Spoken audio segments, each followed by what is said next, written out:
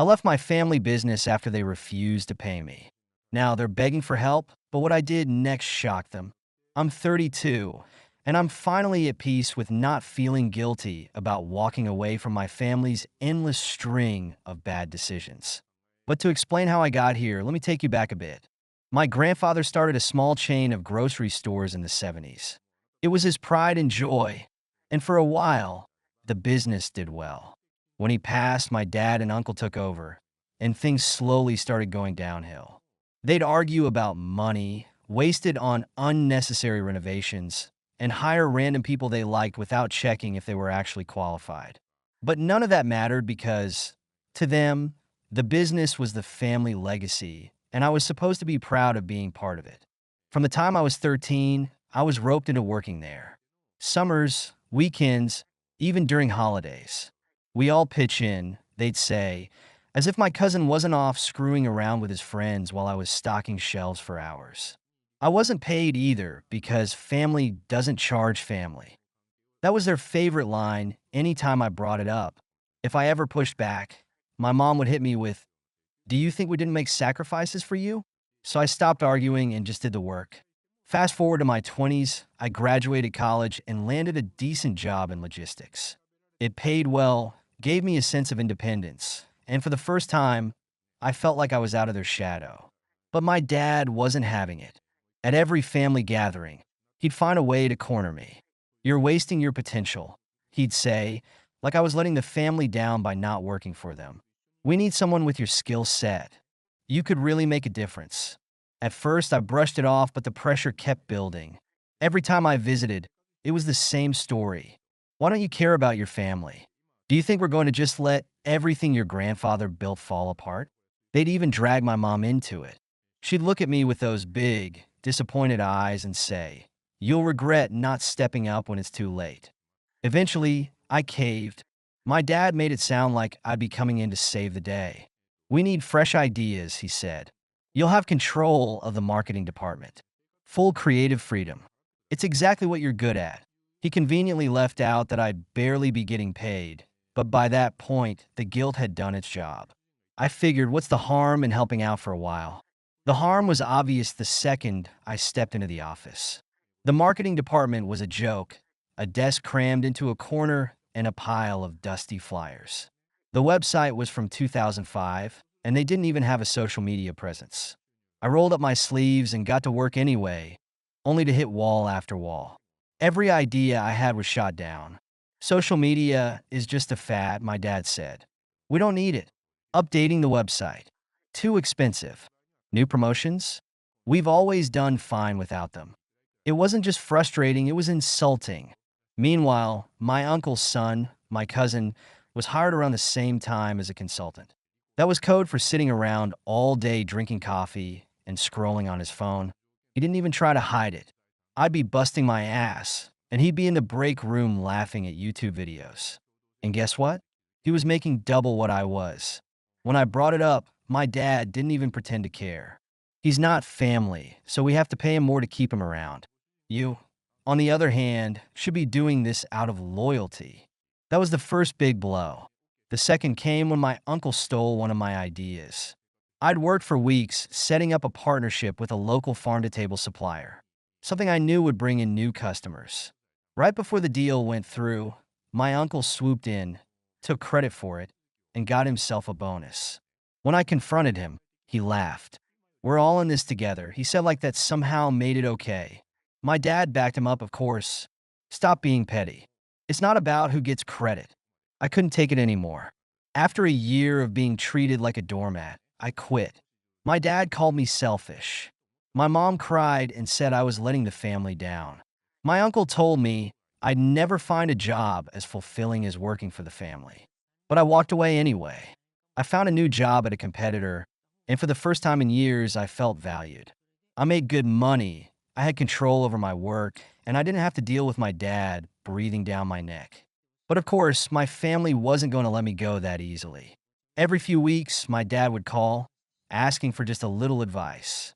At first, I'd give it, mostly out of habit, but it quickly became clear he had no intention of paying me for my time. One night, After an hour-long call about suppliers, I told him, if you want me to keep helping, I'm going to need compensation.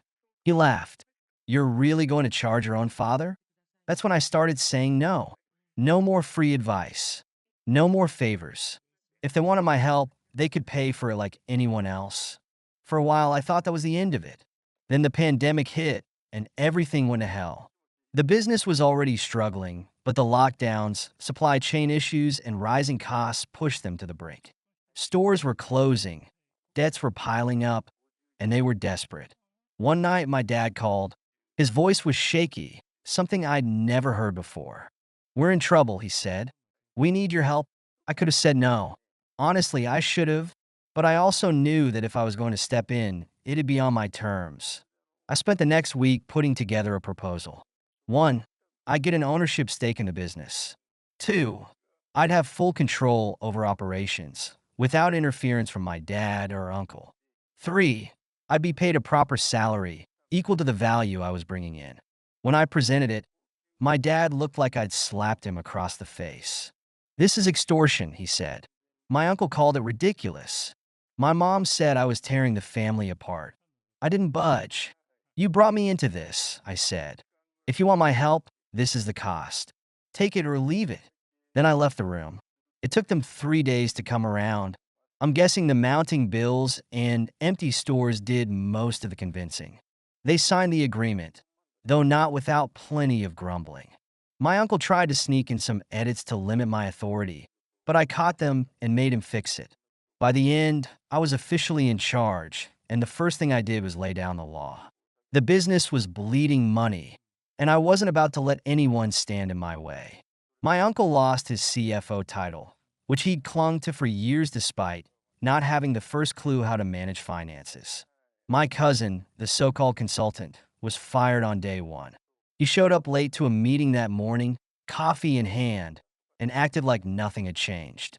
When I told him he was done, he had the audacity to say, "You can't do this. My dad will back me up." I just handed him his termination letter and told him to clear out his desk. From there, I got to work. The stores were outdated and poorly managed, so I streamlined everything. I cut unnecessary expenses, renegotiated supplier contracts, and revamped the branding. I launched a social media campaign that tripled our online traffic in a month. My dad hated every second of it. "We've been doing this for decades," he'd say. "Why fix what isn't broken?" I'd reply, "It is broken. That's why you're drowning in debt." He didn't like that, but he couldn't argue with the results. Meanwhile, the entitlement didn't stop. My uncle came to me one day with a suggestion. He wanted me to train his son. Yes, the same cousin I'd fired, so he could eventually take over my role. I laughed out loud and said, "Why?" "So he can sit on his ass and let someone else do the work." My uncle wasn't amused. "You're being disrespectful," he said. "He's family." I shut him down right there. If he wants to work here, he can start from the bottom like I did. Otherwise, I'm not wasting my time. Then there was the time my mom tried to guilt me into donating part of my salary back to the business. "It would be a nice gesture," she said, as if I hadn't already sacrificed enough. "Grandpa would have wanted you to give back to the family." I told her. Grandpa also believed in paying people what they're worth. I'm not a charity. The worst was a board meeting where my uncle tried to pin the company's past failures on me. He said my reckless ideas, like the farm-to-table partnership he stole, were what nearly tanked the business. I let him rant, then calmly pulled out a stack of reports. I went over every initiative I'd introduced and showed how each one had increased revenue and cut costs. By the time I was done, the board was silent. My uncle didn't say a word for the rest of the meeting. Despite all the nonsense, I turned the business around. Within a year, we were back in the black, and the stores were doing better than they had in decades. My dad and uncle still found ways to complain, of course. My dad said I was too focused on numbers and not enough on tradition. My uncle accused me of being power hungry. I ignored them both. I wasn't there to make them happy. I was there to fix what they'd broken. After about 18 months, I decided I'd had enough. The business was stable, and I'd proven my point. I announced my resignation during a family dinner, and the reaction was priceless. My dad looked like I just told him I was moving to Mars. You can't leave, he said. We need you. My uncle said, after everything we've done for you, this is how you repay us? My mom, of course, started crying. The family needs you, she said. You can't just abandon us. But I wasn't budging. I told them, I came here to save the business, and I've done that. Now it's up to you to keep it going. My dad tried to convince me to stay by offering to double my salary. I turned him down. Money wasn't the issue. I just couldn't keep putting myself through their nonsense. Before I left, I sold my ownership stake back to the company at a significant profit. I also gave them a detailed roadmap for the next 5 years, outlining everything they needed to do to keep the business afloat. Whether they followed it or not was their problem. I still see them at family events, but the relationship's different now. They know I'm not their safety net anymore, and I've stopped feeling guilty about that. My dad still tries to guilt me every now and then, saying, your grandfather would have wanted you to stay. I just smile and say, Grandpa also would have wanted you to pay me fairly. Helping them was the hardest thing I've ever done, but it taught me a lot. I learned how to stand my ground, even when it meant disappointing the people I cared about. I also learned that loyalty doesn't mean sacrificing your own well-being. Sometimes the best way to support your family is to let them figure things out on their own. Thank you so much for listening to my story. If you have any thoughts, I'd love to hear them. So please leave a comment. Don't forget to like and subscribe if you want more stories like this one. You make everyone uncomfortable, my mom excused when uninvited me to Christmas party. There's no longer money support, I declared. Then the true betrayal was revealed. I'm 32, I thought I had my life under control. As a senior accountant at one of Nashville's top firms, I had built a stable career through years of dedication and hard work. My life was orderly, predictable, and fairly ordinary, exactly how I liked it. But last Christmas, everything changed. The deception, the lies, and the betrayal shattered my carefully constructed world and my understanding of family. It started with a simple text on Christmas morning. The message from my mother read, everyone's staying home due to the ice storm. Christmas dinner is canceled. Stay safe. I had spent the previous evening preparing the dishes I was supposed to bring. Now they sat in my refrigerator waiting for a dinner that wouldn't happen. Living in Nashville, I understood that winters could get unpredictable. Ice storms weren't uncommon, and it wasn't unusual for plans to change at the last minute due to weather. I had seen my share of canceled events and rescheduled gatherings over the years. So when I received my mother's text, I didn't question it. Instead, I tried to make the best of the situation. I settled in for what I thought would be a quiet Christmas alone. I made myself a cup of hot chocolate with the special Belgian cocoa I'd been saving, wrapped myself in the handmade quilt my grandmother had given me years ago, and started watching holiday movies. But around 3 p.m., while absently scrolling through Instagram, my phone froze in my hands. There it was, a post from my cousin Nina. The caption read, "Perfect family Christmas at Kelly's. So blessed to have everyone together. Family traditions, Christmas dinner." The timestamp showed it had been posted just minutes ago. The photo showed my entire family, all gathered around Kelly's elegant dining table, smiling and laughing. There was my mother and father, my aunts and uncles, my cousins, even my grandmother. The same grandmother who had taught me how to make that sweet potato casserole that was now sitting untouched in my fridge. They were all together wearing festive sweaters, sharing in a perfect holiday celebration that didn't include me. There was no ice storm, there never had been.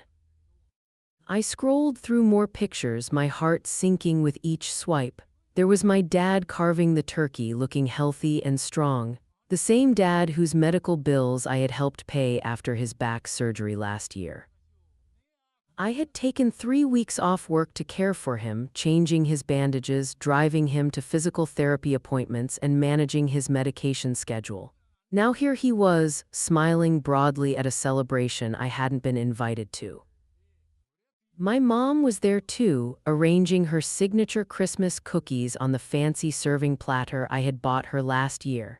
She looked perfectly at ease, showing no sign of the woman who had called me in tears 6 months ago when they were at risk of losing their house. I had dipped into my savings to help them catch up on their mortgage payments, working overtime for months to rebuild my emergency fund. I remembered how she had hugged me then, telling me what a blessing I was to the family. My nieces and nephews were opening presents, their faces bright with joy. Just last month, I had helped my sister pay for my nephew's braces, and earlier this year, I had contributed to my niece's college fund. I was always the one they called when they needed help, financial advice, emergency loans, last-minute babysitting.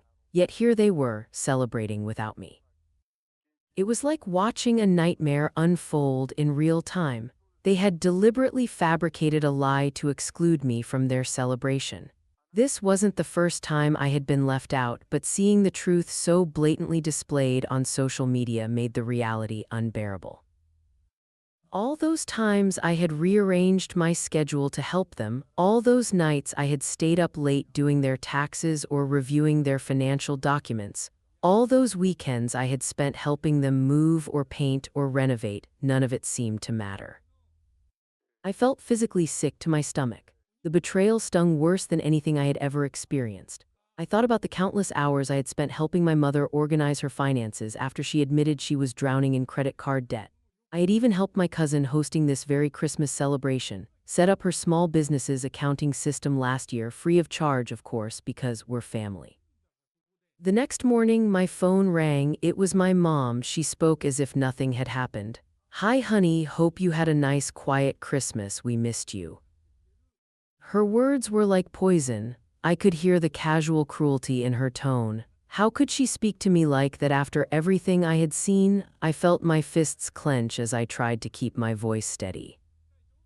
"Really?" I managed to say, because Nina's social media posts show everyone had a wonderful time at Kelly's house, everyone except me.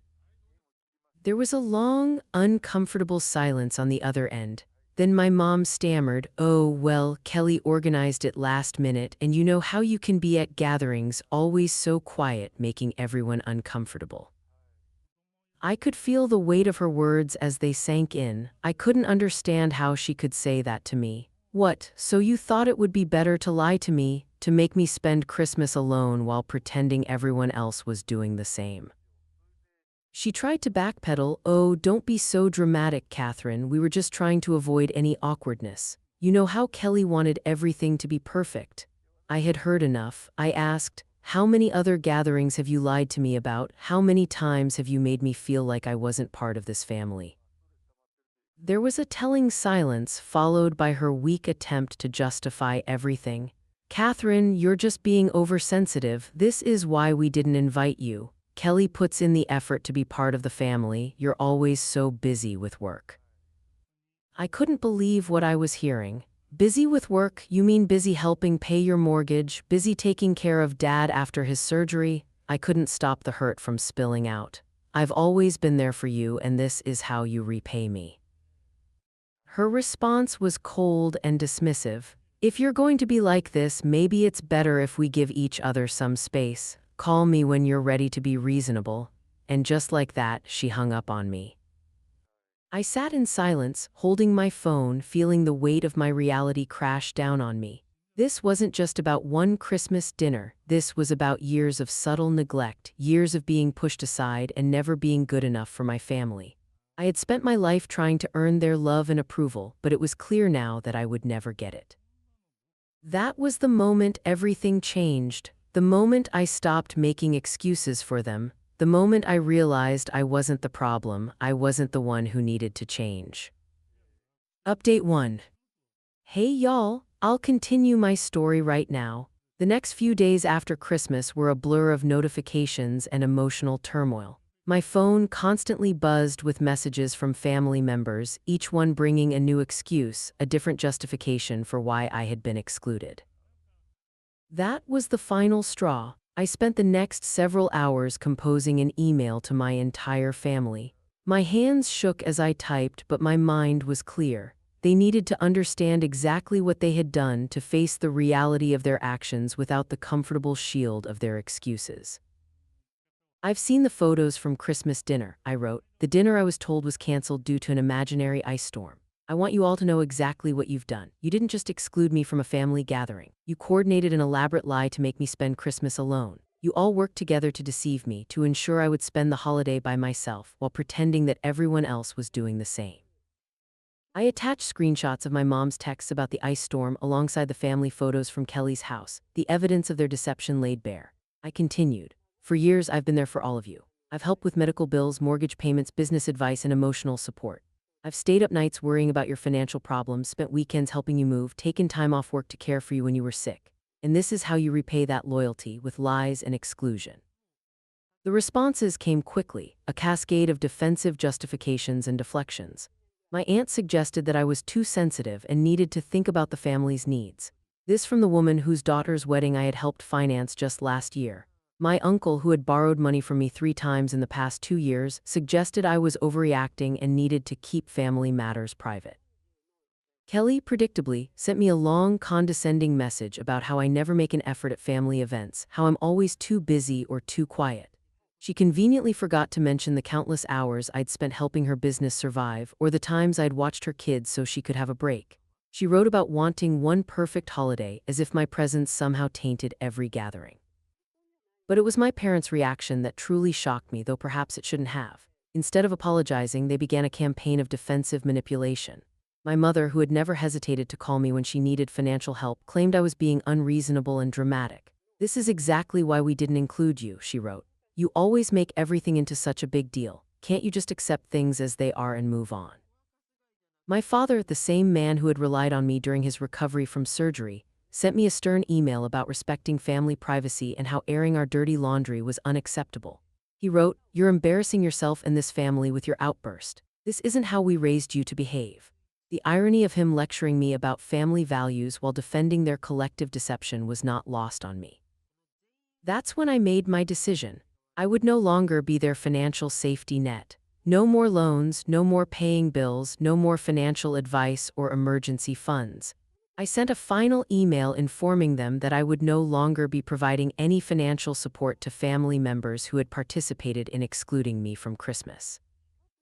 The backpedaling was immediate and dramatic. Suddenly, family members who had defended my exclusion were sending messages about how much they valued me, how this was all a misunderstanding. My mother called in tears, talking about how they were struggling with bills again. My father sent an email about family loyalty and obligation. But I stood firm. I had reached my breaking point, and their reactions only confirmed what I had finally realized. To them, I wasn't family, I was a resource to be used when needed and discarded when inconvenient. Their sudden concern for my feelings only emerged when their financial support was threatened. Am I wrong for taking this stand, for finally saying enough is enough and cutting off the financial support I've provided for so long? They call me cruel for using money as a weapon, but I see it differently.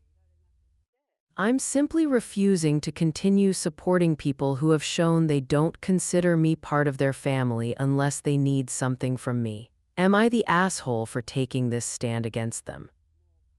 Update 2. Thank you all for the overwhelming support on my previous post. I really appreciate everyone who took the time to comment and offer advice. But just when I thought the Christmas dinner incident couldn't get any worse, I discovered something that turned my whole world upside down. A week after everything happened, my phone lit up with a message that would change everything. It was from my Aunt Rachel, the only one in the family who had stayed quiet during this whole mess. "I know you're hurting right now," her message read, "but there's something you need to know. This family isn't what it seems. Can we meet? You deserve to know the truth about your inheritance." My heart started racing. Inheritance? I'd never heard anything about inheritance. I agreed to meet her at a small coffee shop away from where the rest of the family usually went. Rachel looked nervous when I arrived, fidgeting with her coffee cup. She pulled out a thick manila envelope and slid it across the table. "Your grandfather loved you so much, he wanted to make sure you were taken care of." As she explained, I felt the room start to spin. My grandfather had left me a substantial inheritance, $300,000 to be exact. It was specifically meant for my education and future, with my father appointed as the trustee until I turned 25. I was 32 now, and I'd never heard a word about it. Your father, Rachel's voice cracked. He's been using the money. All these years, he's been funneling it to Kelly. Her yoga teacher training in India, her beach house renovations, all those business ventures she kept starting and abandoning, it was all paid for with your inheritance. My hands shook as I looked through the bank statements she'd brought. There it all was, in black and white. While I'd been working overtime to help them with their mortgage, while I'd been dipping into my savings to help with medical bills, my father had been secretly using my inheritance to fund Kelly's lavish lifestyle. I should have told you sooner, Rachel said, wiping away tears. I kept quiet because, well, you know how this family works, but after what they did to you at Christmas, I couldn't stay silent anymore. You deserved to know the truth. It wasn't just about a Christmas dinner anymore. This was about years of systematic financial abuse, about a family that had not only excluded me but had actually stolen from me. Everything suddenly made horrible sense: why they kept me at arm's length, why they never wanted me too close to the family's financial discussions, why Kelly always seemed to have money for her ventures despite her businesses never succeeding. Update 3. With this new information, I hired a lawyer and began to build my case. During our first meeting, I spread out all the documents Rachel had given me across her desk: bank statements, trust documents, everything that showed how my inheritance had been mismanaged. This is a clear case of breach of fiduciary duty, my lawyer said, studying the papers through her reading glasses. Your father, as trustee, had a legal obligation to manage this money in your best interest. Instead, he deliberately misappropriated the funds for personal use and family favoritism. We spent hours going through every transaction, building a detailed timeline of how my inheritance had been systematically drained. My lawyer explained that we could not only sue for the original amount but also for potential earnings and interest over the years. Plus, there could be punitive damages given the deliberate nature of the deception. We're looking at a potential claim of over $500,000 when you factor in lost interest and investment opportunities, she explained. Your father had a duty to invest this money responsibly for your benefit. Instead, he used it to fund your cousin's lifestyle. The preparation for the lawsuit was exhausting. I had to gather years of financial records, including my own bank statements showing how I'd helped with family expenses while my inheritance was being squandered. We collected emails, text messages, and any documentation that proved I had no knowledge of the trust's existence. When we filed the lawsuit, my family's reaction was explosive. My father tried to claim that he had used the money for the family's benefit and that I had indirectly benefited from Kelly's success, though she had never actually succeeded at anything. My mother called me hysterical, crying about how I was tearing the family apart. Kelly threatened to countersue for defamation, though my lawyer assured me this was an empty threat. The legal process was grueling. During discovery, we uncovered even more than my aunt had known. Not only had my father misused my inheritance, but he had also kept detailed records of his manipulations, apparently never thinking they would come to light. There were emails between him and Kelly discussing how to keep me from finding out about the trust, strategizing ways to keep me busy with family obligations so I wouldn't ask too many questions. The depositions were particularly difficult. Sitting across from my father as he tried to justify his actions, watching him squirm under my lawyer's precise questioning was both satisfying and heartbreaking. He kept insisting that he had done what was best for the family, but his excuses fell apart under scrutiny. The case dragged on for months. There were settlement offers that I refused. They wanted to pay back just the original amount with no interest or acknowledgement of wrongdoing. My father tried to use family members to pressure me into dropping the case, but I stood firm. The breakthrough came when we subpoenaed records from Kelly's various business ventures. The paper trail showed not only how my inheritance had been misused, but also revealed potential tax fraud in how the funds had been reported. This discovery strengthened our position significantly. Finally, after 9 months of legal battles, we reached a settlement. My father agreed to pay back the full amount of the inheritance plus interest, totaling $527,000. He would have to sell his vacation property and take out a second mortgage to pay it. Kelly would have to liquidate her beach house, the one renovated with my money, to contribute to the settlement. The agreement included a non-disclosure clause, but it also required my father to step down as trustee of any other family trusts. It was a comprehensive victory, but it came at an emotional cost. My relationship with my family was irreparably damaged, but I realized that what I had lost wasn't worth keeping anyway. The money was finally transferred to my account last week. It feels surreal looking at the balance, knowing that I've finally reclaimed what was rightfully mine. But more than the money, I've reclaimed my self-respect. I've shown my family that I won't be their victim anymore. Some extended family members have reached out to express their support, saying they always felt something was off but never knew the extent of it. Others have chosen to believe my father's version of events, painting me as the ungrateful daughter who sued her own family. But I know I did the right thing.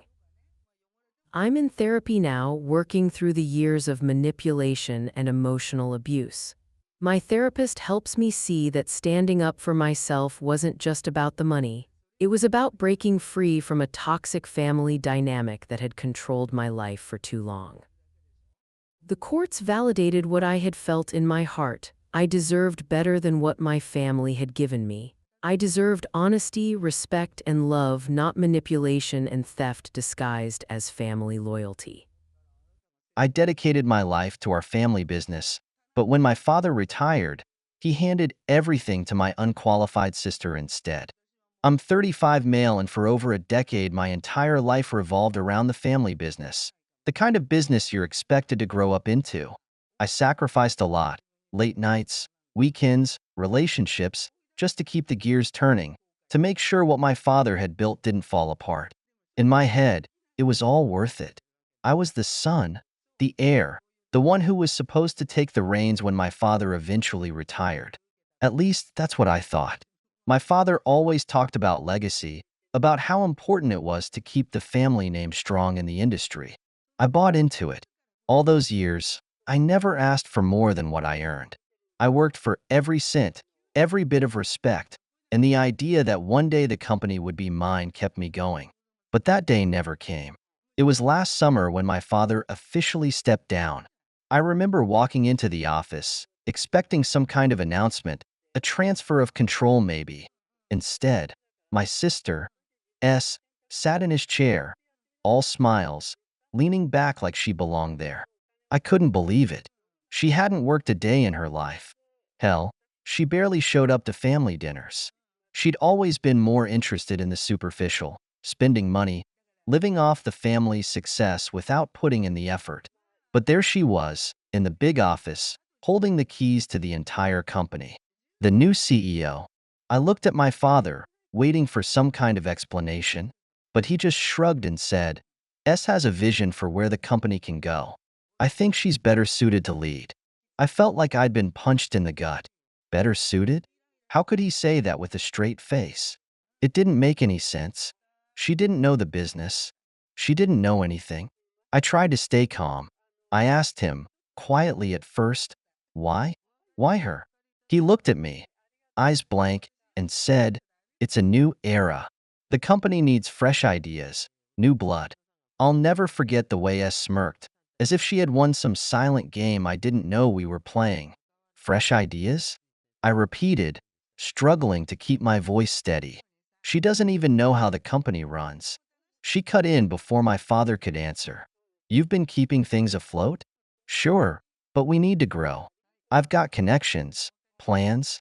You've done your part, but now it's time to think bigger. The entitlement in her voice was unreal. She was talking like I was some placeholder, like the years I'd poured into this company meant nothing. I lost it.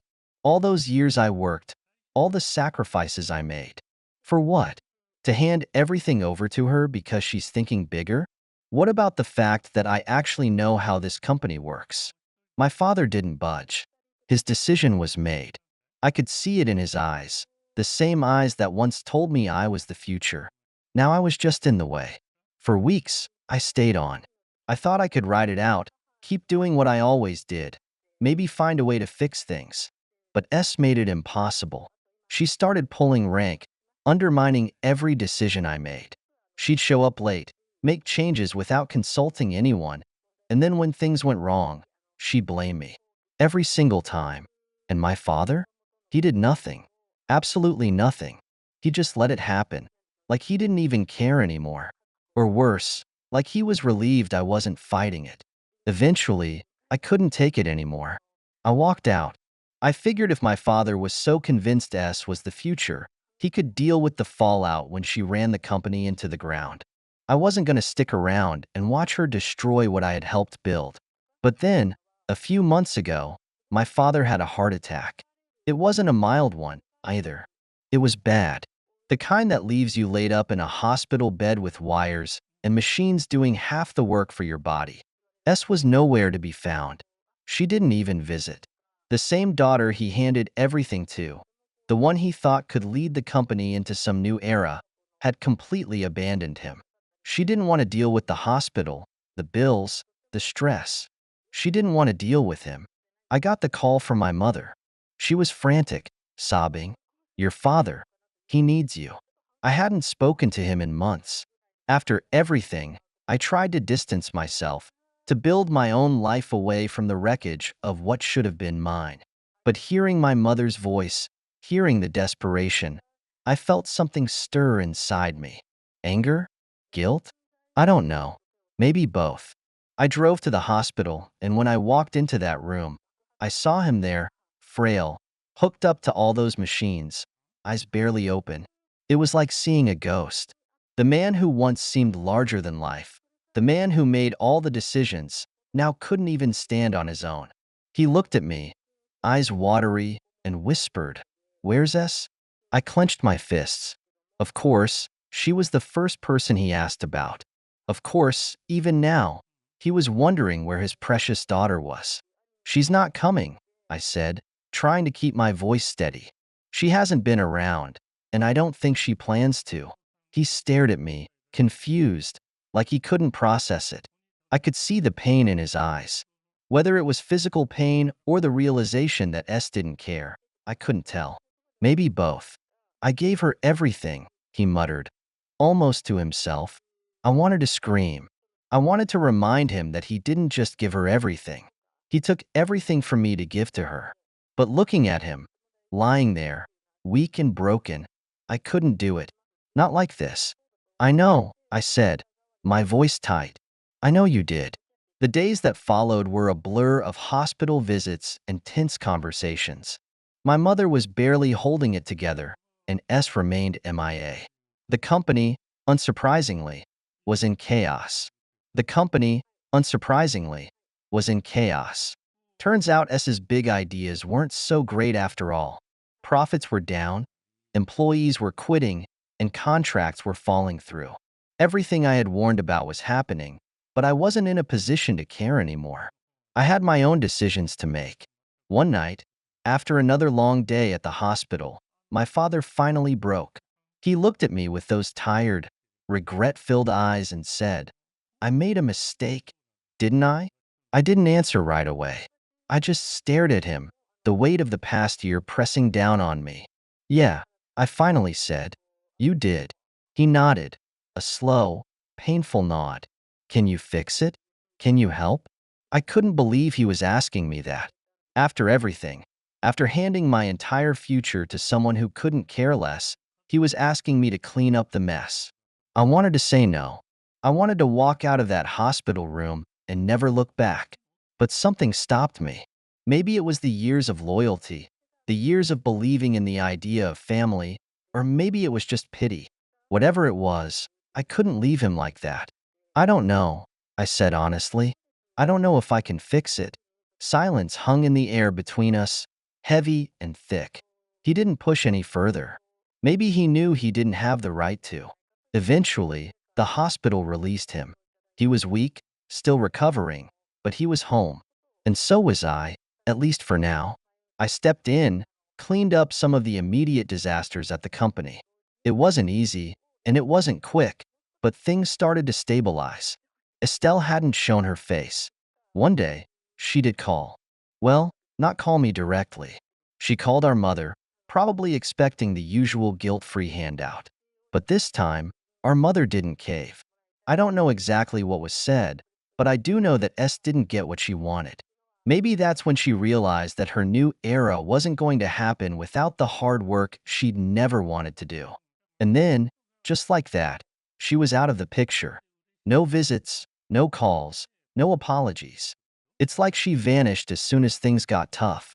My father never admitted it outright, but I could see the realization weighing on him.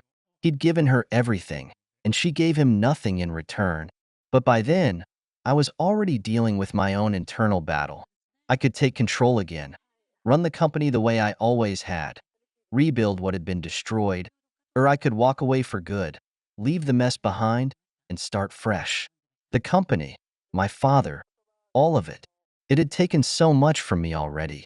I wasn't sure how much more I had to give. In the end, I chose a middle ground. I stabilized the company, made sure it wouldn't implode, then handed it over to someone I trusted. Someone who wasn't family. Someone who had earned their place. And then I walked away, for good this time. As for my father, well, he's still here, recovering slowly. I visit, I help when I can, but our relationship will never be the same. How could it be?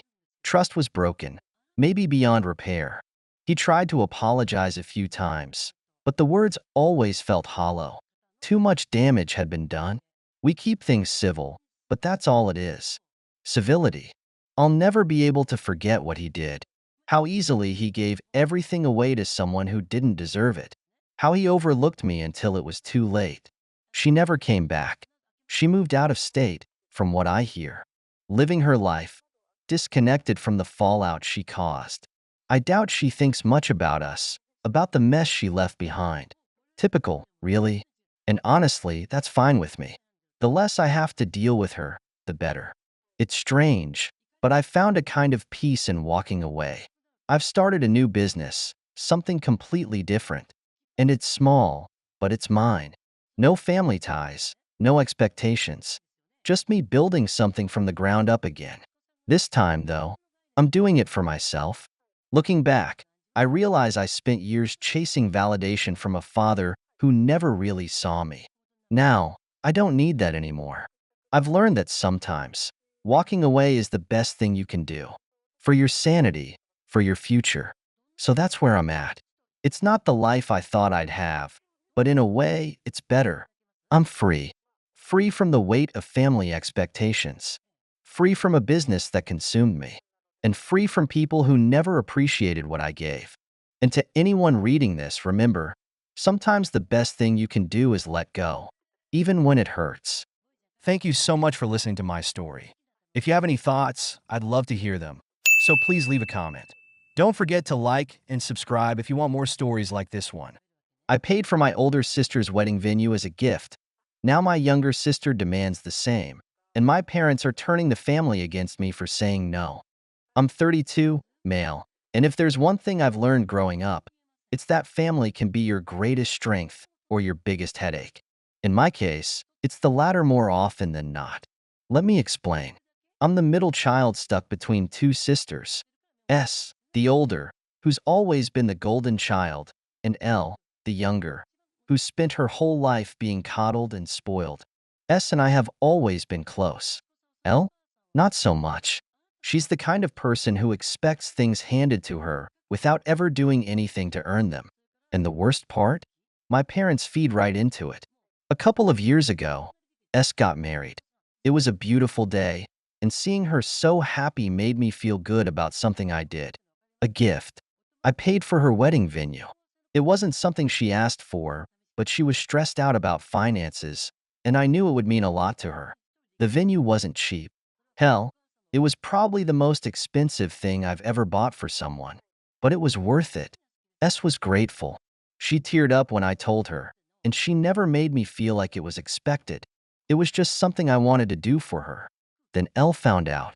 Now, at the time, L wasn't even dating anyone seriously, so the idea of her getting married wasn't even on the horizon. But the second she heard I'd paid for S's venue, she made a joke. At least, I thought it was a joke. So, when it's my turn, you're gonna cover my venue too, right? She said it with this laugh, but her eyes? Dead serious.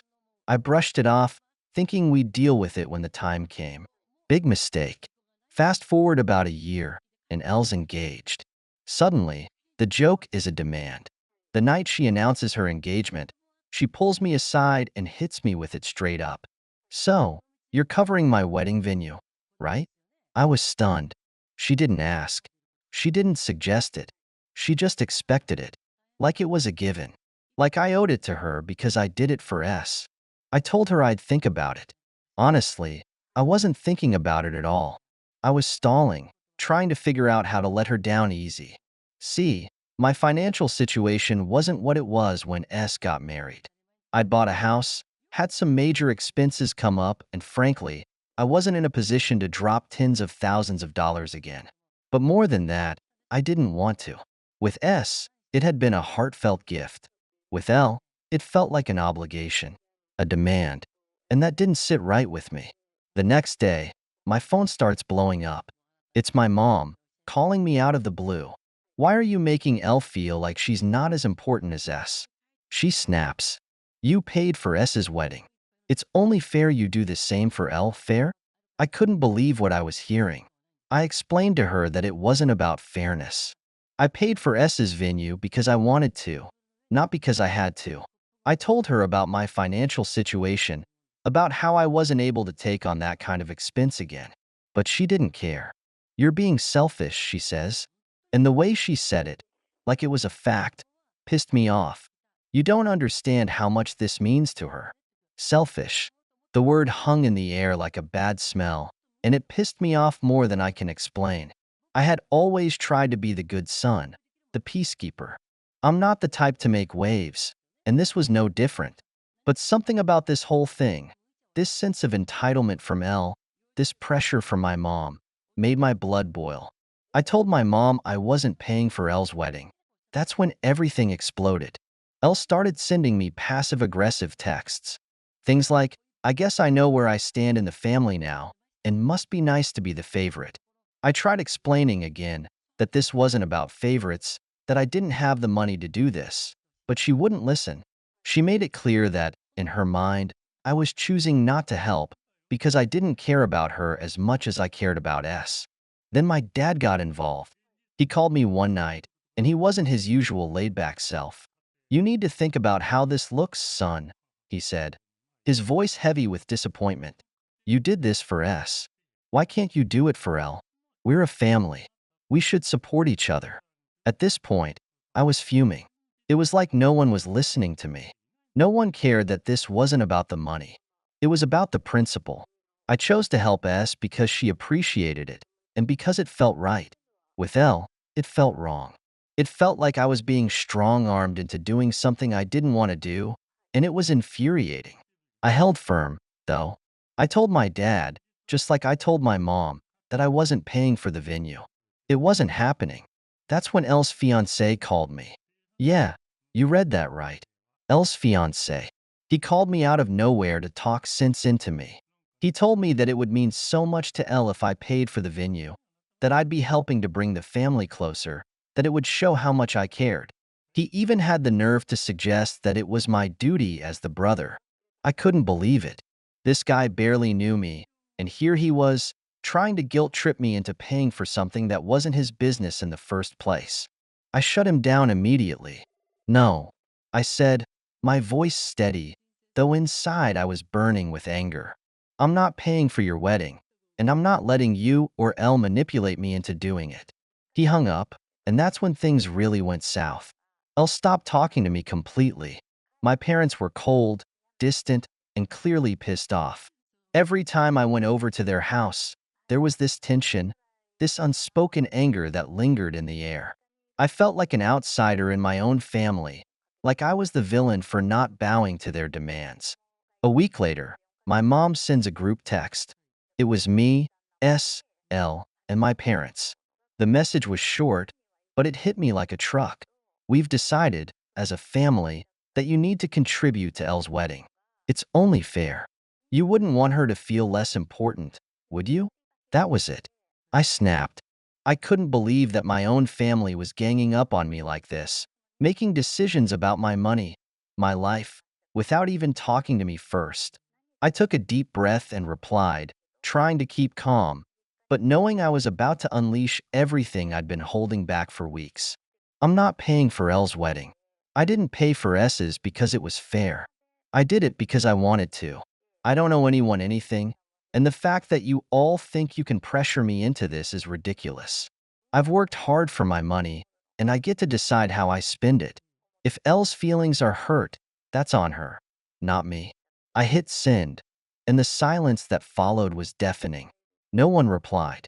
Not my parents, not S, not Elle. I didn't hear from any of them for days. The silence dragged on, and part of me felt a little guilty. Maybe I'd been too harsh. Maybe I should have found a better way to explain myself. But at the same time, I knew I was right. I wasn't going to let them guilt trip me into something I didn't want to do. Then S called. I had no idea they were pressuring you like that, she said, her voice soft. I'm so sorry. I never expected you to do anything for Elle. What you did for me was a gift, and I've always appreciated it, but I didn't want it to turn into this. Hearing her say that felt like a weight lifting off my shoulders. It wasn't S's fault. She never asked for this. It was Elle and my parents, twisting everything into something ugly. The weeks after that were weird. I distanced myself from my family. I didn't go to the usual family dinners. I didn't reach out. I just needed space.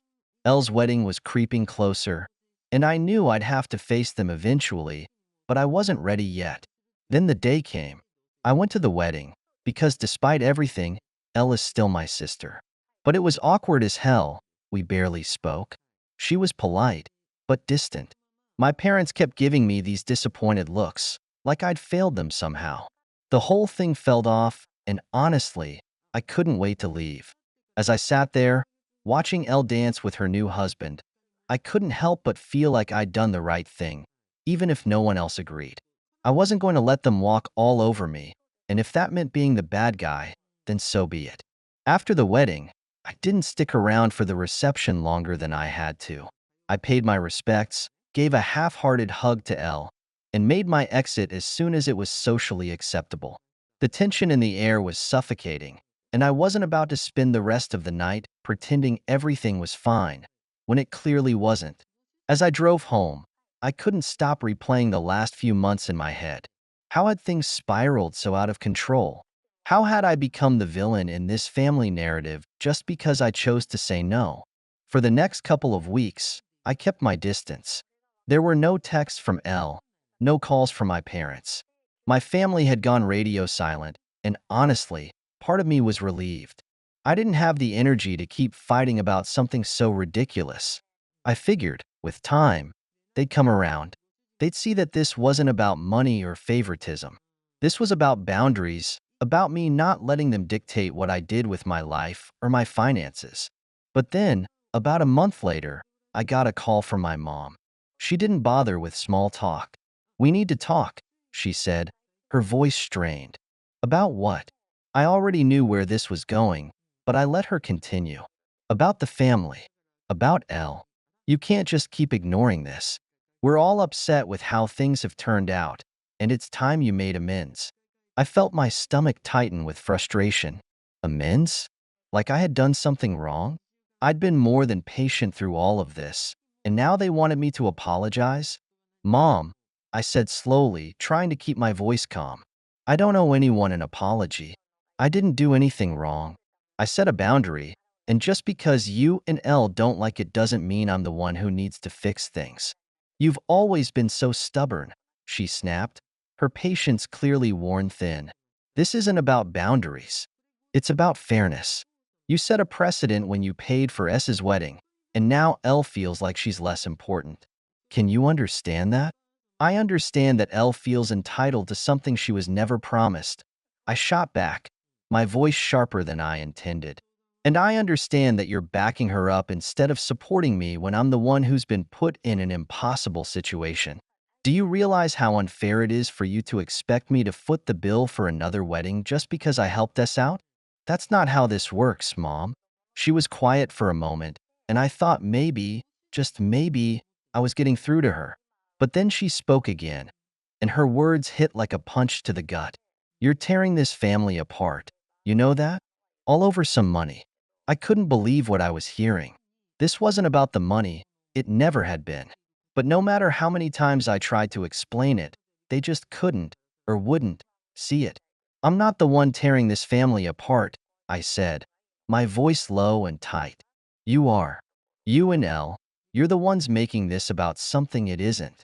I didn't ask for any of this, and I'm not going to apologize for standing up for myself. Before she could respond, I hung up the phone. That was the last real conversation I had with my mom for months. After that, I went full no contact with my family. I needed space to breathe, to think, to live my life without the constant guilt trips and manipulation. It wasn't easy. There were days when I missed the way things used to be, when family dinners didn't feel like battlegrounds, and when I didn't have to constantly defend myself for simply making a choice. S stayed neutral in all of this, and I appreciated that. We still hung out, and she never pushed me to reconcile with Elle or my parents. She understood that this wasn't about the wedding or the money. It was about something much deeper. And for that, I was grateful. But Elle? She never reached out. Not once.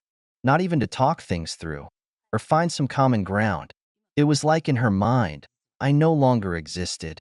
And my parents? They made it clear that until I fixed things, I wasn't welcome at family events.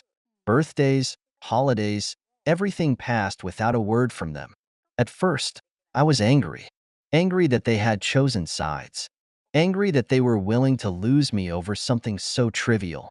But over time, that anger faded, replaced by a kind of sad acceptance. This was who they were. This was who Elle was. I couldn't change that, and I couldn't keep sacrificing my own well-being just to keep the peace. Eventually, the distance became normal. Life went on, and I threw myself into work, hobbies, and my own friendships. I found peace in knowing that I had done what was right for me, even if it meant losing something along the way. Then, one day out of the blue, my mom called again. It had been nearly a year since the wedding, and I hadn't heard a word from any of them since that last argument. We need to talk, she said, her voice softer than it had been before. I hesitated. Part of me wanted to tell her no, to hang up and continue with my life without reopening old wounds. But there was something in her tone, something different, that made me pause. What is it? I asked cautiously. It's about Elle, she said quietly. Her marriage? It's falling apart. She's been through a lot, and she needs her family. She needs you. I didn't know how to respond. After everything, after all the fighting and the coldness and the manipulation, now they were coming to me because Elle's life wasn't going according to plan. The irony wasn't lost on me. I'm sorry to hear that, I said carefully, not sure where this conversation was going. We were wrong, my mom continued, her voice shaky. About everything, about how we treated you. Els realized that she pushed you away, and we, your father and I, we just want to fix things. Can we start over? For a long moment, I didn't say anything. I thought about everything that had happened, about how they had treated me like an ATM, how they had made me feel like an outsider in my own family. But I also thought about what it would mean to hold on to that anger, to keep the door closed forever. I don't know, I said honestly. I need time to think about it. And that's where things are now. I haven't fully forgiven them, and I'm not sure if I ever will. But I'm open to the idea of rebuilding, slowly, on my terms. They don't get to demand anything from me anymore, and they certainly don't get to tell me how to handle my life or my money. But maybe, just maybe, there's a chance for some kind of healing. Thank you so much for listening to my story. If you have any thoughts, I'd love to hear them. So please leave a comment. Don't forget to like and subscribe if you want more stories like this one. I told my fiancée I was cut out of the family business. But it was a plan to expose her gold digger mask. I'm 28. I find myself looking back on how I narrowly escaped marrying someone who saw me as nothing more than a path to wealth. It's still painful to talk about, but maybe sharing my experience will help others avoid the same trap. Growing up in my family's business wasn't like you see in movies. No silver spoons or entitled attitudes. Despite our success, my parents made sure my brother Paul and I understood the value of hard work. Our father built his multi-million-dollar enterprise from scratch, teaching us that true wealth comes from dedication, not inheritance. Even as a kid working summers at our company's warehouses, sweeping floors and learning the basics, a multi-million-dollar enterprise my father built from the ground up. My brother Paul and I were always told we'd inherit major shares one day, but I never made a big deal about it. Maybe that was naive, but I genuinely believed I could find someone who'd love me for who I was, not what I stood to inherit. Then I met Irene. She was stunning and sophisticated, with expensive taste that I didn't mind indulging. She always picked the finest restaurants and loved weekend getaways at luxury resorts. I thought nothing of it when she used my credit card. I wanted to be a good partner, and her confidence seemed to match our lifestyle perfectly. But Paul, just a year older than me, saw something I didn't. He started dropping hints that made me uncomfortable. "Don't you think she asks too many questions about the business?" he'd say. Or, "Are you sure she's with you for the right reasons?" I brushed him off, accusing him of being overprotective or paranoid. The red flags were there, though. Irene's questions about the business became increasingly specific. What exactly will your stake be when you inherit? Are you guaranteed to become CEO when your father retires? Still, I convinced myself she was just interested in our future stability. Then one evening, Paul cornered me in our family's den. "We need to test her," he said bluntly. I immediately bristled. "Test her? That's manipulative." He sighed, running a hand through his hair. "Look, I'm only suggesting this because the signs are glaring. Let's see if she's with you, or for the inheritance. If she's genuine, great. You can rest easy. But if she's not," he let the sentence hang there. After a week of internal debate, I finally agreed. The plan was simple, but effective. I'd tell her I was adopted and had been cut out of most of the inheritance. My brother would be the primary heir, leaving me with just a modest trust fund, nothing close to the millions everyone assumed I'd get. So one afternoon, while we were relaxing on my couch, I dropped the bomb. "I need to tell you something," I said, trying to sound devastated. "I just found out I'm adopted, and Dad's decided Paul will inherit most of the company. I'll only get a small portion, barely enough to live comfortably if I slack off." The change in her expression was subtle but unmistakable. She froze, her brow furrowing. "Wait, so you're not getting the big share? They can't just cut you out like that, can they?" I shook my head. We had a long discussion about it. We fought, but Dad thinks his biological son should run everything. No multi-million safety net for me. Maybe just some small consulting role, if anything. She tried to mask her disappointment with a weak smile, gave me a mechanical half-hug. "Well, that's surprising. Are you okay?" My heart sank. I'd hoped she wouldn't care about the money, but her reaction felt forced, rehearsed. 2 days later, Paul showed me something that confirmed our worst suspicions. Irene had reached out to him, first pretending to be concerned about me, then gradually shifting to flirtation. She praised his business acumen, his responsibility. Odd compliments considering she'd barely spoken to him before. We decided to push further. Paul would respond to her flirtations, see how far she'd go. It felt wrong, like a betrayal of trust, but I needed to know the truth. The evidence came quickly and decisively. Over the next few days, her messages to Paul grew increasingly bold. It started innocently enough, asking about his day, sharing articles about business leadership. Then came the compliments. "You're so different from your younger brother," she texted. "More mature, more focused on the future. I wish we'd spent more time together before." Each message was carefully crafted, sprinkled with emojis and subtle hints. She'd send photos of herself at expensive restaurants, saying things like, "This place made me think of you. We should come here sometime." Then the coffee invitation came. "Just us two. We have so much to discuss about the future of the company." Paul showed me every message, each one making me feel more sick to my stomach. My brother and I sat in his office, reading her messages with growing disgust. "She's not even subtle," Paul muttered. "This is borderline seduction." The final nail in the coffin was when she wrote, "Your brother doesn't have the resources I expected. I can't tie my future to that." That line hit me like a physical blow.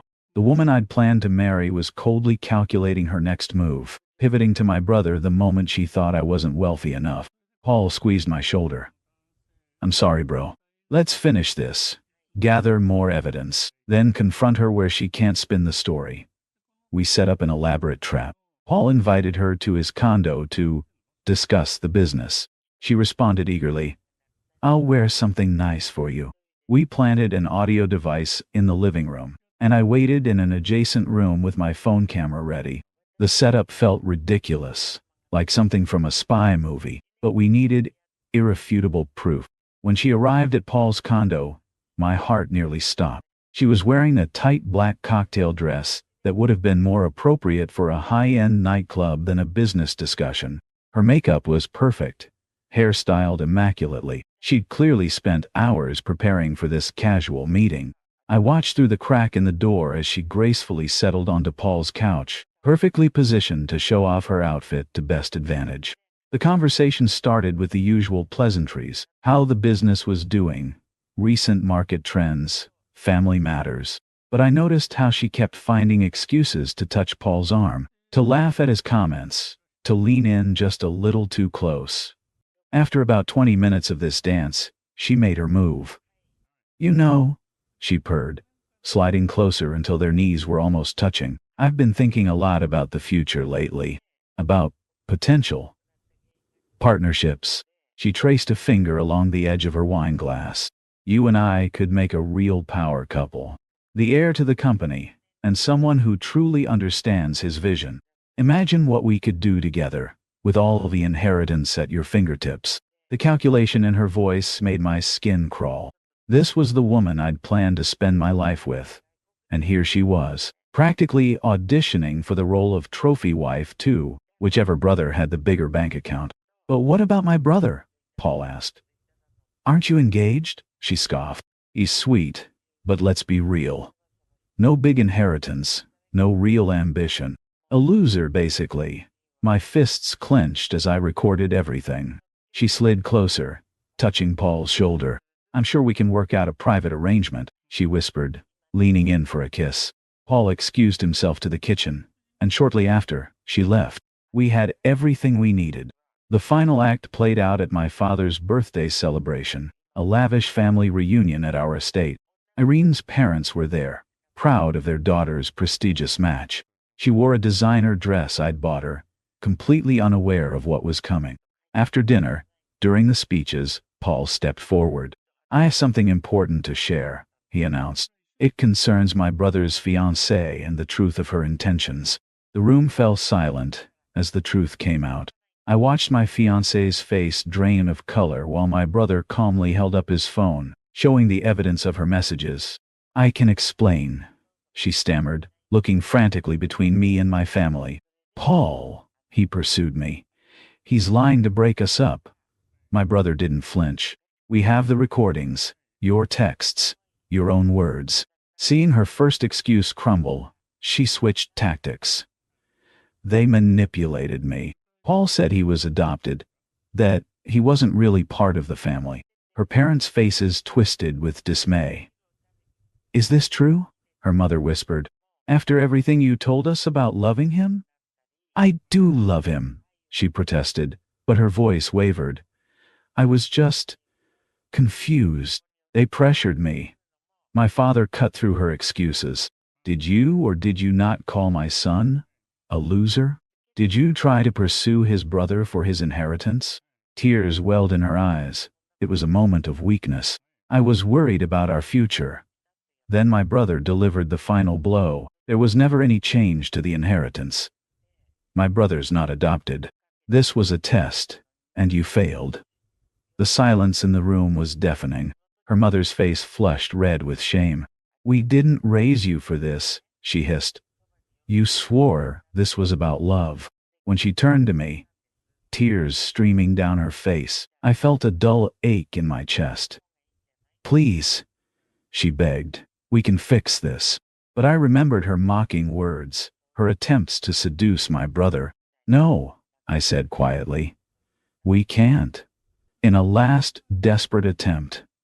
I'm pregnant. I don't know if it's yours or Paul's, my brother scoffed. We never slept together. You only started flirting with me last month. If the child is mine, I'll take responsibility, I said firmly. If it's not, I'll press charges for fraud. Her parents, unable to bear any more humiliation, practically dragged her from the room. As they left, I heard her father muttering apologies while she sobbed. The party tried to resume, but an uncomfortable tension lingered. My father apologized to the guests while I stood in a corner, still processing what had happened.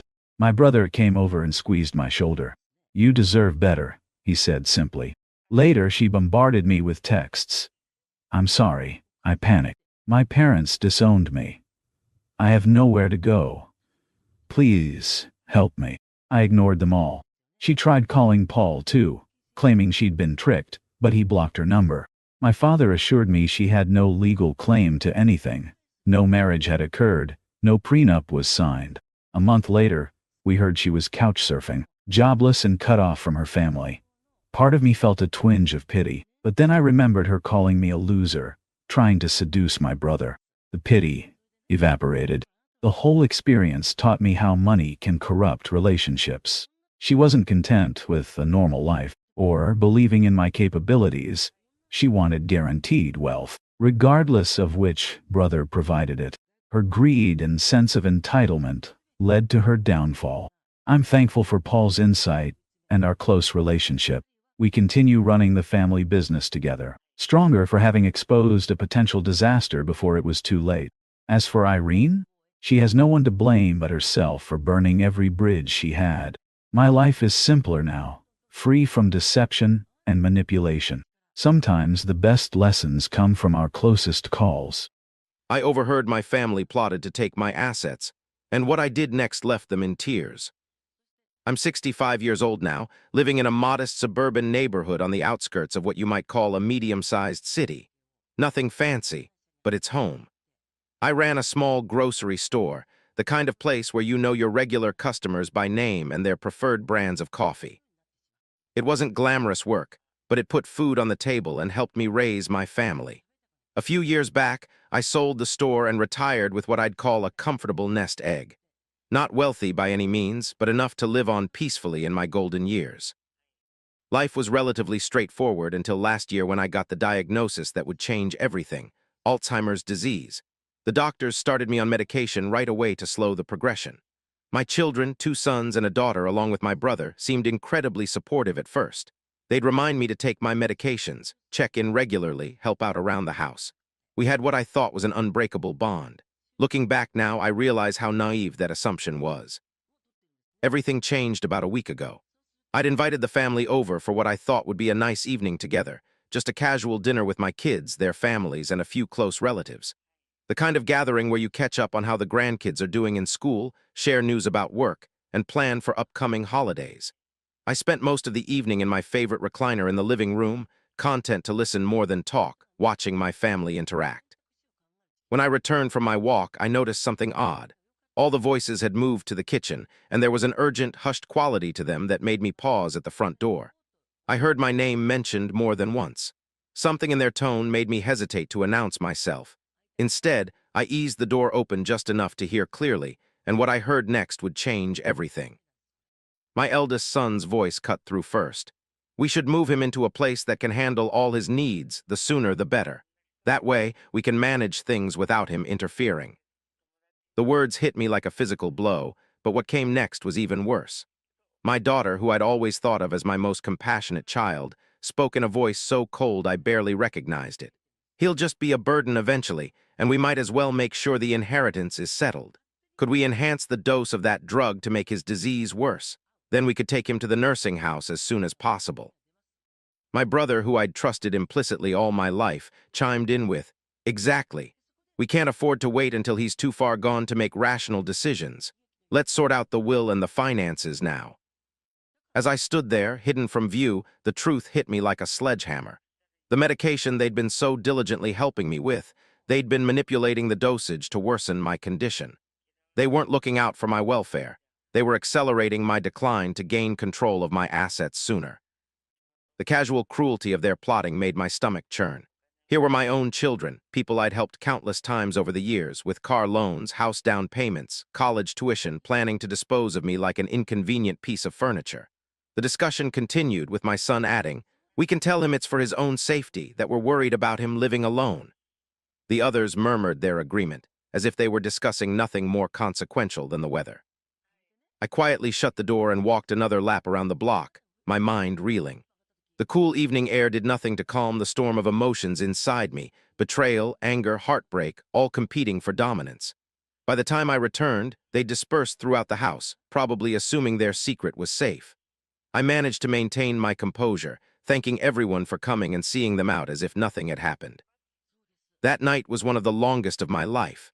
Sleep evaded me as I replayed their words over and over in my head, trying to understand how the people I'd loved and supported could turn so mercenary. By morning, though, my shock had hardened into resolve. I might be aging, but I wasn't going to take this betrayal lying down. My first call was to my attorney, a man who'd helped me sell my grocery store and whom I'd grown to trust over the years. I explained the situation, and he immediately understood the gravity of it. We scheduled an appointment for the following week to update my will and set up additional protections. In the meantime, I had to maintain appearances. My son called twice, sounding cheerful and concerned, as if he hadn't just plotted to strip me of my independence. My daughter stopped by with groceries, insisting she wanted to make sure I was eating properly. I forced myself to smile and thank her, all while knowing her real motivation was to assess how soon she could move me out. A few days before my lawyer appointment, my brother invited me to lunch. The invitation felt calculated, but I accepted, curious to see what he'd reveal. Over burgers at a local diner, he played the role of the concerned sibling perfectly. "It must be tough living alone," he probed, watching my reactions carefully. "You sure you're handling everything okay?" I played along, nodding and making noncommittal responses. He pressed harder, suggesting that supervised care might be beneficial. I noticed how he avoided the phrase "nursing home," as if softer language would make his true intentions less obvious. That same afternoon, my daughter arrived unannounced with a stack of brochures for assisted living facilities. I decided to play up my symptoms, acting more forgetful and anxious than usual, mentioning problems with sleep. She seized on this, presenting the facilities as perfect solutions, assuring me they'd handle all the financial stuff. When I asked why there was such a rush, her carefully worded response about avoiding a crisis situation barely masked her real concern, securing my assets before I could protect them. Finally, the day of my lawyer appointment arrived. I drove myself there, something I rarely do anymore, feeling it was important to demonstrate my independence. In his office, I laid out everything I'd overheard and my concerns about my family's intentions. He listened carefully, occasionally shaking his head in disbelief, before presenting me with several options. We started by revising my will to significantly reduce the inheritances of those who'd plotted against me. Then we created a new power of attorney arrangement, designating a neutral third party to oversee any medical decisions if I became incapacitated. Finally, we established a living trust that clearly stated my intention to remain in my home as long as medically feasible, with the stipulation that only a certified physician could deem me incapable of self-care. With these protections in place, I called a family meeting for the weekend. I kept the invitation vague, simply saying I wanted to discuss future plans. They arrived looking wary, my daughter glancing around as if expecting an ambush, my son wearing a forced smile, my brother slinking in last with barely a greeting. Once everyone was seated in my living room, I stood by the fireplace, my updated documents placed carefully on the coffee table. I began calmly, explaining that I'd been reviewing my will and healthcare directives.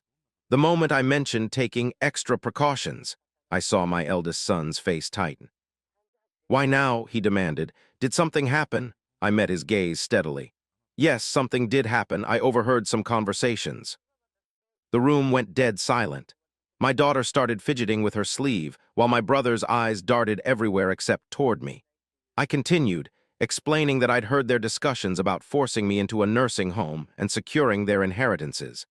I laid out the legal steps I'd taken to protect myself, watching their faces as the implications sank in. My brother tried to spin it as concern for my welfare, but his trembling voice betrayed him. My daughter attempted to look hurt, insisting they'd never want to harm me. My son took a more aggressive approach, demanding to know who had told lies about them. That's when I revealed I'd heard their kitchen conversation myself. The color drained from my daughter's face. My brother suddenly found the carpet fascinating. I took a deep breath and delivered the final blow. I've changed my will. The distribution of my estate will now reflect each person's genuine care and respect for me, not their sense of entitlement. My son stood up, fists clenched but silent. My daughter stammered excuses. My brother sank deeper into the couch, muttering about misunderstandings. Then my mother, who had been sitting quietly throughout this confrontation, spoke up. She expressed her shock at the idea of forcing me into a home while I was still capable of independent living.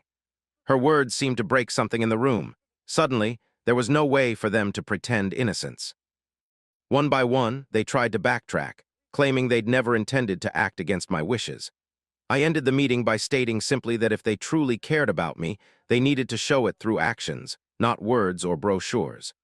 I reminded them that I now had legal protections in place, then dismissed them to file out of my home in stunned silence. The aftermath was predictable. My son started showing up with expensive gift baskets and offers to help around the house, transparent attempts to curry favor that I politely but firmly rejected. My daughter called daily, pleading for forgiveness and claiming she'd only participated in the discussion out of concern. When I pressed her about the inheritance talk, she finally admitted to financial troubles, hoping my estate might provide a solution.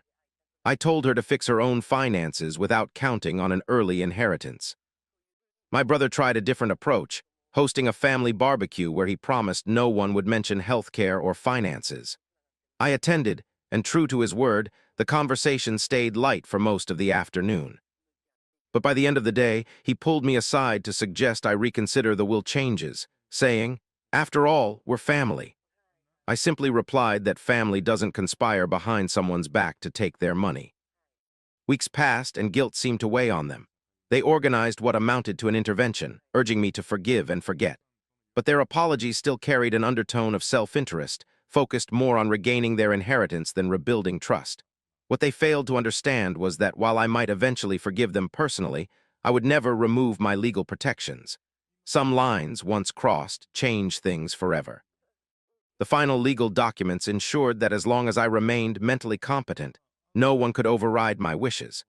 My revised will now favored a distant cousin who'd always shown genuine care for me, with the bulk of my estate designated for various charities. My immediate family would receive smaller shares, contingent on meeting certain behavioral guidelines, all perfectly legal under state law. When word of these changes spread, my children and brother erupted in anger again, claiming I was punishing them unfairly. One left a voicemail insisting that blood deserves more than some random charity. But their sense of entitlement only confirmed I'd made the right decision. My revenge, if you could call it that, was simply securing my autonomy and ensuring they couldn't profit from discarding me. Over time, the tension has begun to ease. They've started reaching out more carefully, focusing on my actual well-being rather than my assets. Whether this represents genuine change or mere acceptance of reality, I'm not entirely sure. But at least I can live in peace, knowing I won't be tossed aside before my time. Sometimes the hardest lessons come from the people closest to us. I've learned that betrayal can appear where you least expect it, but it's never too late to stand your ground and secure your future on your own terms. My story isn't about revenge or punishment. It's about protecting yourself and ensuring that those who truly care are the ones who benefit from your legacy.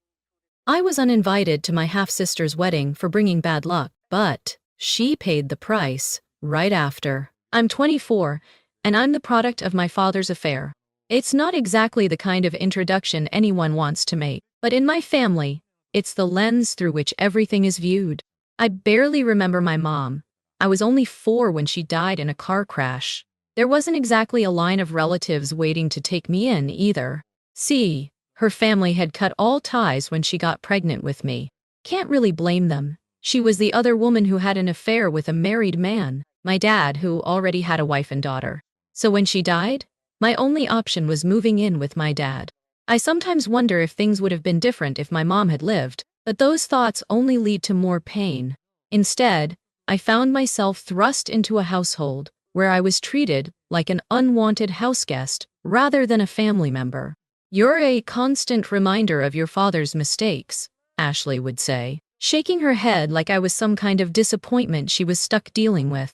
It wasn't just the occasional snide comment either. She had a way of working my questionable origins into almost every conversation. One memory really sticks with me.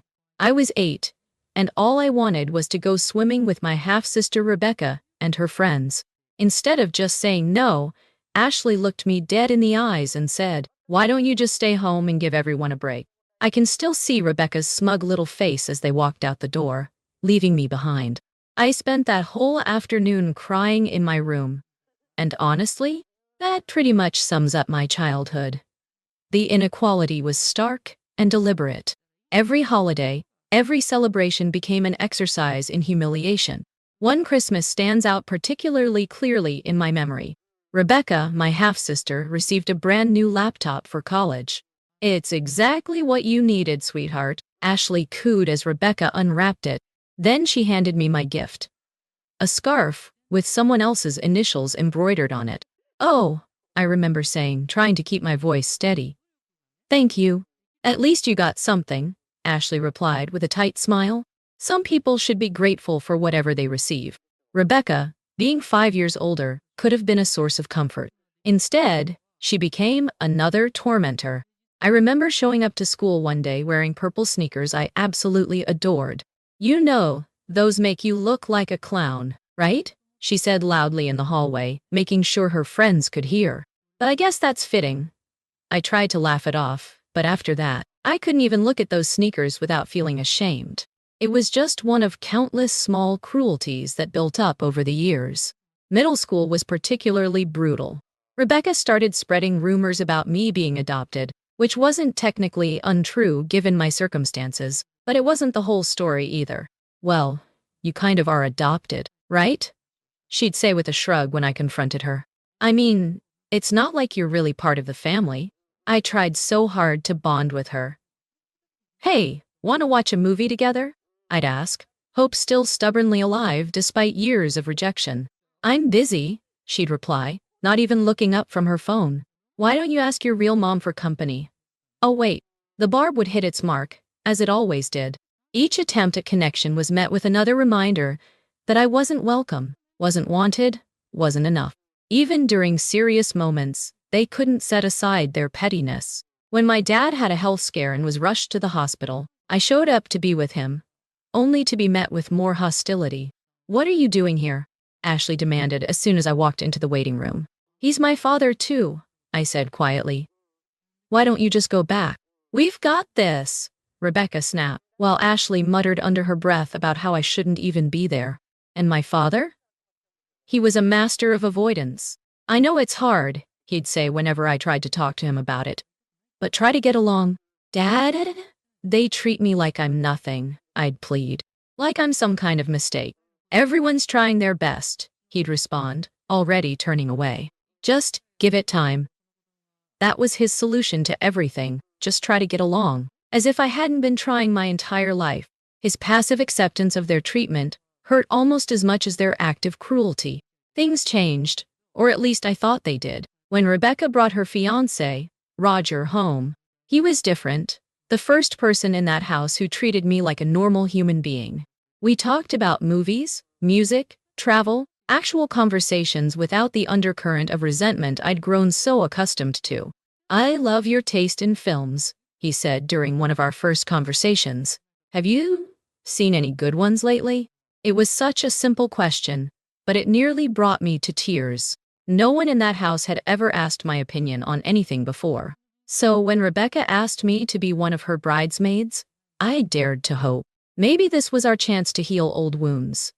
Maybe things could be different. "Of course," I said, pushing down my instinct to refuse. "I'd love to." What followed was a masterclass in passive-aggressive exclusion. I was in the bridesmaids group chat, but might as well have been invisible. Messages about dress fittings and bachelorette party plans flew back and forth, but whenever I tried to participate, I was ignored or dismissed. "Hey, when are we going dress shopping?" I messaged one day. "Oh, don't worry about it. I've got it handled," Rebecca replied hours later. "Besides, you probably couldn't afford the ones we're looking at anyway." I threw myself into helping with the wedding prep instead.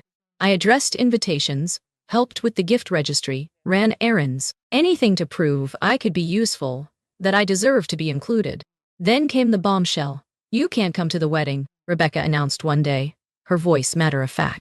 "Having someone like you, a product of an affair, would bring bad luck to my marriage."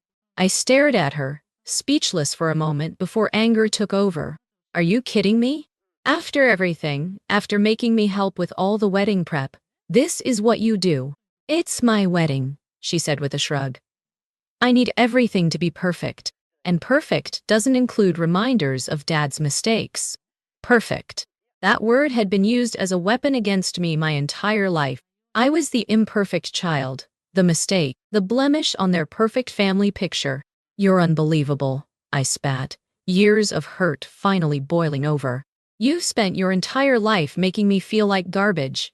And now this? What did I ever do to you except exist?" "Don't be dramatic," she rolled her eyes. "This isn't about you. It's about my special day." But the story wasn't over.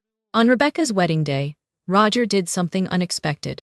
During his wedding speech, he called out the family's treatment of me. All of it, the years of exclusion, the casual cruelty, the constant reminders that I didn't belong. "I've watched how this family treats their daughter," he said, his voice steady despite the growing tension in the room. "I've seen the subtle jabs, the exclusion, the way she's made to feel less than because of circumstances beyond her control, and I can't stay silent anymore." The room went dead quiet as he continued. "She deserves better," he declared to the stunned audience. "She deserves to be treated like family, not like a mistake. And I'm ashamed to be joining a family that can treat one of their own with such calculated cruelty." The fallout was immediate. My phone exploded with notifications. First a screaming call from Rebecca, then a flood of messages from family members. "How dare you ruin my wedding?" Rebecca shrieked when I answered her call. "This is all your fault." "I wasn't even there," I reminded her. "You made sure of that." The messages from family members were mixed. Some were furious, demanding to know how I could allow Roger to ruin Rebecca's special day. Others were surprisingly supportive, admitting they'd seen the mistreatment but had never spoken up. Then my father called, his voice tight with anxiety. "You need to fix this." "Fix what?" I asked. "I didn't do anything." "Tell Roger he was wrong," he pleaded. "Tell him things aren't as bad as he made them seem. Rebecca's marriage is at stake."